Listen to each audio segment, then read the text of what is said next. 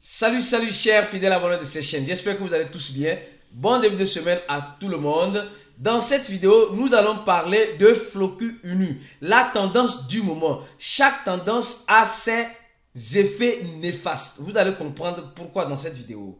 Nous allons parler de Coinbase. Nous allons parler de la Banque centrale. Nous allons parler aussi de Huobi et de KuCoin.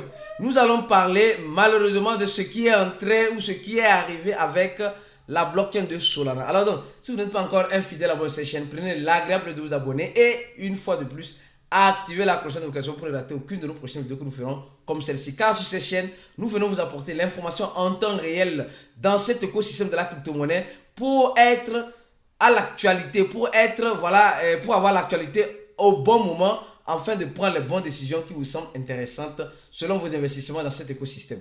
Et si vous voulez vous former dans cet écosystème de la crypto-monnaie, le lien se trouve jusqu'en dessous de la vidéo. Nous vous invitons à nous rejoindre, à rejoindre notre formation et à avoir le privilège de comprendre, de savoir et de partager aussi vos expériences avec nous dans un groupe VIP, un groupe d'investisseurs fermés dans cet écosystème. Alors, d'abord, regardons le marché de la crypto-monnaie au moment où je tourne cette vidéo. Et nous voyons le Bitcoin à 23 400 $.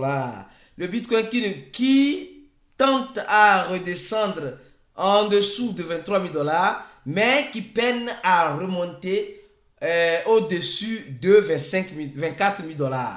Qu'est-ce qui se passe? Ce qui se passe, c'est qu'on ne sait pas ce qui se passe. Voilà, donc en crypto-monnaie, comme vous le savez toujours, la devise ici, espérez le meilleur, toutefois on se prépare au pire, car le pire peut arriver à tout moment, au moment où vous espérez en moins. Alors donc, on va commencer par cette information. Les gars, on nous dit la Banque fédérale de San Francisco s'intéresse aux monnaies numériques, c'est-à-dire au CBDC. Vous voyez combien de fois on vous dit une chose ici sur ces chaînes.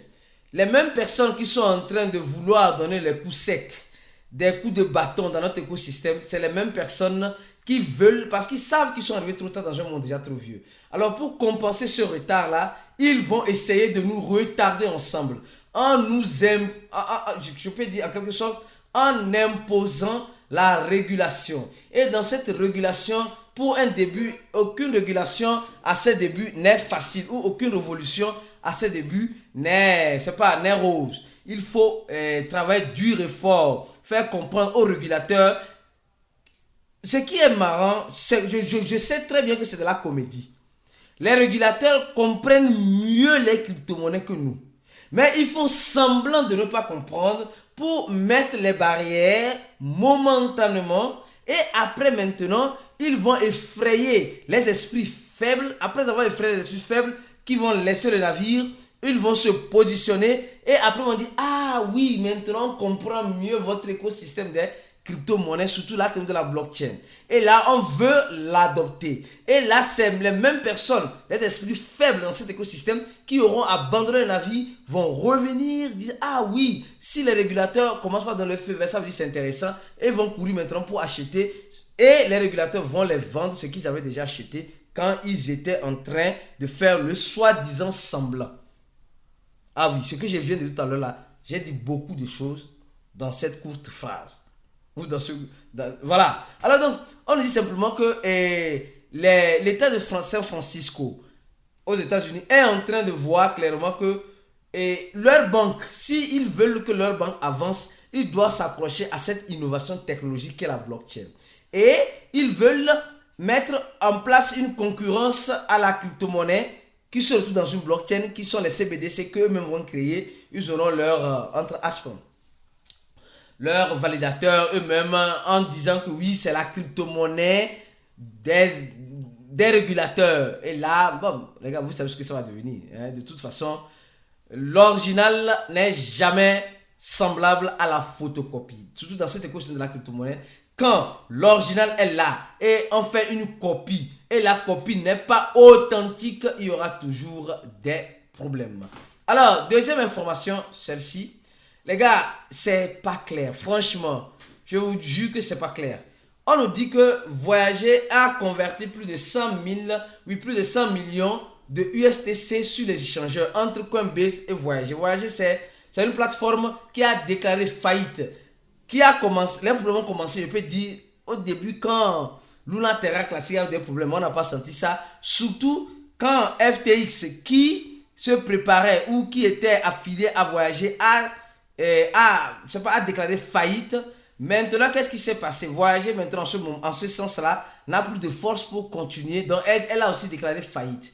Et au même moment, FTX voulait acquérir Voyager pour essayer de remonter la pente de cette plateforme. Et la plateforme qui voulait acquérir l'autre plateforme se sent en problème. Et qu'est-ce qui se passe? Ce qui se passe, c'est que l'autre plateforme, qui est aussi une plateforme américaine Voyager, a décidé de déclarer faillite. Et donc, elle a déposé ce dossier de faillite, je crois bien, en fin novembre. Oui, à l'année passée. En fin d'année passée. Et maintenant, qu'est-ce qui s'est passé? Binance s'intéresse à cette plateforme. Binance veut acquérir cette plateforme Voyager afin de la remettre sur les rails. Mais à notre grande surprise, la SEC américaine qui poursuit le stablecoin de Binance, et Binance en ce sens dit qu'elle est contre l'acquisition de Binance US, qui n'est pas Binance Global, qui est une entité de Binance réglementée aux États-Unis, dit, et franchement, c'est une salade, quoi. Et on sent la même des régulateurs dans les échangeurs en ce moment. Et les gens qui sont dans notre groupe VIP, vous vous rappelez le chat de ce qu'on a fait il y a déjà quelques jours, le chat de la semaine passée, où on disait clairement que cette guerre que nous sommes en train de voir, les échangeurs, les régulateurs sont en train d'utiliser les échangeurs pour mieux faire cette guerre-là, afin de mieux semer la division, la division dans notre écosystème. Donc, comme je disais tout à l'heure, Voyager, on refuse à Binance US d'acheter Voyager. Alors donc, qu'est-ce qui se passe? Rien ne se passe. Mais depuis quelques jours, depuis le 14 je crois, février, on voit qu'il y a des transactions qui ne sont pas claires, des transactions suspectes, qui quittent Voyager vers les échangeurs Coinbase. Et ce qui est bizarre, Coinbase ne s'est pas prononcé dans l'acquisition de cette plateforme américaine. Et nous savons que Coinbase, c'est une des grandes plateformes d'échange de crypto-monnaies sur le territoire américain qui est entre aspe, protégée par le gouvernement américain. Donc, comme le gouvernement veut chasser Binance de façon directe ou indirecte, ils sont en train de vouloir donner plus la force à leur ami qui est Coinbase, qui est toujours disponible à leur servir. Et on a vu beaucoup de crypto-monnaies qui sortaient de l'échangeur Voyager, qui était en faillite bien sûr, vers l'échangeur Coinbase. Ne soyez pas surpris après qu'on nous dise que Coinbase est intéressé par l'acquisition de Voyager parce qu'il trouve que l'écosystème doit être. Donc, tout ce qui se passe, ce n'est pas clair. Binance veut acquérir la plateforme, on dit à Binance non, on met des mentions pour dire non, Binance ne doit pas le faire. Mais maintenant, on voit des transactions pas trop claires entre la plateforme qui est en faillite et une grande plateforme qui se retrouve sur le territoire américain qui est Coinbase. Et franchement, c'est toute une salade. On continue notre vidéo lentement et sûrement.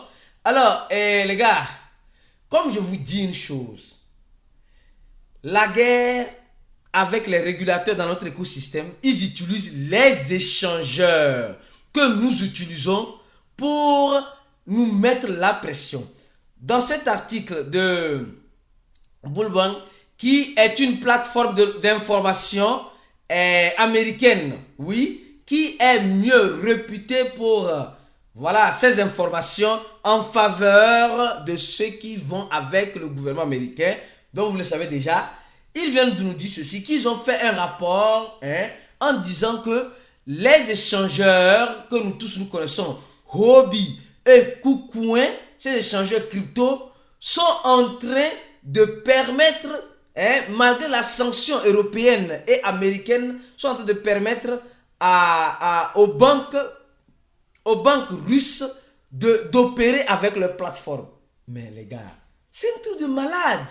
Si vous avez donné des sanctions à un pays et une plateforme voit qu'elle peut faire ses affaires avec ce pays-là, mais il y a certaines personnes qui se disent que ce monde-là les appartient.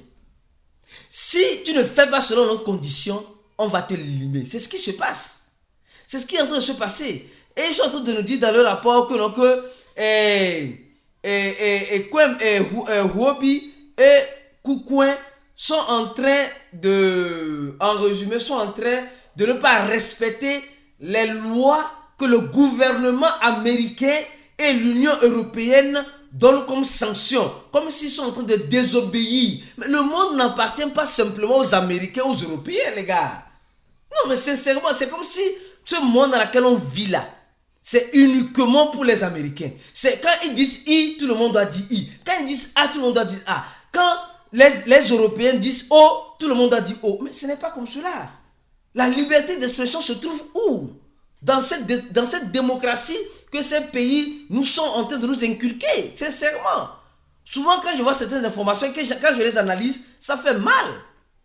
Mais, Huobi et Koukouen, s'ils veulent, vont respecter les conditions. S'ils ne veulent pas, tant mieux. Mais il y a certaines plateformes comme Coinbase, comme Kraken, comme Local Bitcoin qui a fermé ses portes, comme bien d'autres, qui ont décidé de suivre ces sanctions-là. Parce que l'Union européenne a dit ça, parce que les Américains ont dit ça. Mais si eux ne trouvent pas leur avantage, d'autres trouvent leur avantage de collaborer avec les banques russes dans cet écosystème des crypto-monnaies. Franchement, vous avez compris, je ne vais pas rentrer en détail, sinon vous allez, bon, les gens ne seront pas contents de ce qu'ils vont écouter sur cette chaîne. Alors, troisième information, celle-ci.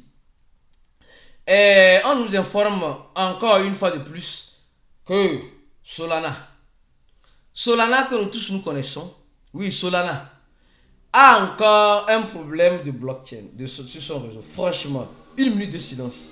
Franchement, je me demande... Bon, je vais avaler le reste. Oui, désolé. Et on dit une fois de plus, Solana a réinitialisé sa blockchain. L'année passée, elle a réservé plus de 5 fois. Elle a eu des attaques un peu de gauche à droite. Mais cette année, on voit encore qu'elle a commencé encore les mêmes, le même système de l'année passée. En début d'année, en février seulement, on n'a même pas encore fait 3 mois. Solana a commencé par avoir des petits soucis. Et franchement, on dit, ok, 10 équipes de validateurs qui réinitialisent au réseau Solana. Ils sont en train de dire simplement qu'ils ont fait une actualisation. Ils ont fait une actualisation de la version 1.13 à la version 1.14 qui a causé cela. Donc, franchement, je trouve ça un peu dommage. Je ne sais pas si, on dit, usuário de rede social divulgou que a rede ficou 21 horas com problema. On dit, le réseau est resté un peu plus de près de 24 heures avec des problèmes au niveau des transactions. Effectivement, il y avait des problèmes de transactions avec Solana. Donc, semblerait-il que ça semble être corrigé. Mais Solana, franchement, Solana continue avec ses problèmes, avec sa blockchain. Franchement, ce n'est pas trop rose. Solana est victime de son succès. Solana, qui était le killer d'Ethereum, est en train de se faire killer, même pas l'Ethereum qu'elle est venue killer. Malheureusement, c'est... Et moi, je dis Solana est victime de son succès. Ils ont fait tellement de succès qu'ils n'étaient pas préparés à ce succès-là, que les conséquences. Mais l'équipe est toujours là pour corriger les problèmes, les faillettes qui se retrouvent dans leur blockchain. Je pense qu'on peut aller, oui. On peut aller. Maintenant, on va parler de Floki, les gars. D'abord, vous devez comprendre une chose, s'il vous plaît. Sur ces chaînes, nous venons vous informer. Après, chacun fait de ce qu'il veut avec l'information qu'il est en train de recevoir. C'est pourquoi ceux qui veulent le privilège, ceux qui veulent se former, ceux qui veulent faire partie de notre groupe spécial, le lien se trouve juste en dessous de la vidéo. Vous appuyez juste sur ce lien-là. Après avoir appuyé sur ce lien, vous allez remplir juste ce formulaire-là. Et vous allez avoir accès à notre cours. Vous allez avoir accès à nos stratégies. Vous allez avoir accès à un groupe VIP, un groupe Telegram dans lequel nous sommes un groupe de messieurs, un peu plus de 330 personnes dans ce groupe. En ce moment, je fais cette vidéo. Mais la tendance que le nombre de personnes augmente dans ce groupe est forte. Parce qu'il y a déjà plus de 940 personnes qui ont déjà rempli le formulaire. Toi qui me regardes, tu attends quoi pour remplir ce formulaire pour nous rejoindre dans le groupe VIP où nous faisons des chat force, nous donnons des conseils, nous faisons des analyses, nous parlons des projets crypto, nous aidons même la communauté là-bas à organiser les wallets. Vous pouvez inboxer les administrateurs, même moi-même là-bas dans le groupe, pour avoir un support personnalisé ou avoir une réponse bien spécifique à un problème que vous avez dans cet écosystème. Venez nous rejoindre, on vous attend rapidement. Ça coûte seulement $80, mais le prix va bientôt changer car nous avons notre co-fraternisation, notre événement blockchain que nous faisons chaque année dans un pays d'Afrique. Cette année, ça serait au Bénin et nous espérons que vous serez présents. Restez connectés sur le reste de nos réseaux sociaux pour être informés.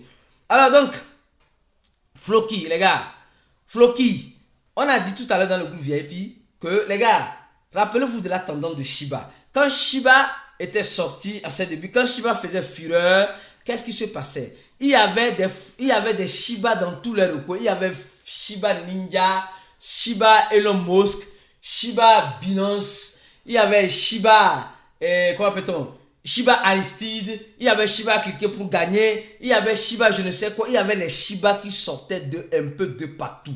Souvent, on se pose la question d'où viennent ces Shiba-là.